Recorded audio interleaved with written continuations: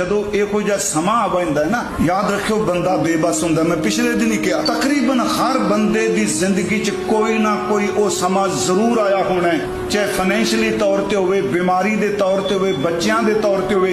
जदों दुनिया मजाक कर दिए ते रिश्तेदार भी हथ खड़े करके इत्थों तक लोग जवाब दे देंदे ने, तेरा कोई हीला नहीं, मरे ही मरिया। मेरा गुरु रामदास कहता नहीं मरिया नहीं, हुण तरिया। मैं शब्द वरते मरिया नहीं तरिया। क्यों महाराज? कोई नहीं रह गया, ना रिश्तेदार, ना पैसा, ना कुछ भी, किसी ते भरोसा नहीं। महाराज हस के कहंदे बाणी च कहंदे ने दंदां नाल तू रोटी चबाना है, 32 दंद ने, करड़ी तो करड़ी चीज नूं चित देंदे ने, पर जबान विच पतली है, मांस दा टुकड़ा, ये जे तां हड्डी नहीं। जे रब 32 दंदां दी कैंची च जबान नूं कट्टण नहीं ना देंदा, भरोसा करी लखां दुश्मनां विच भी तैनूं तत्ती वाह नहीं लगन देंदी।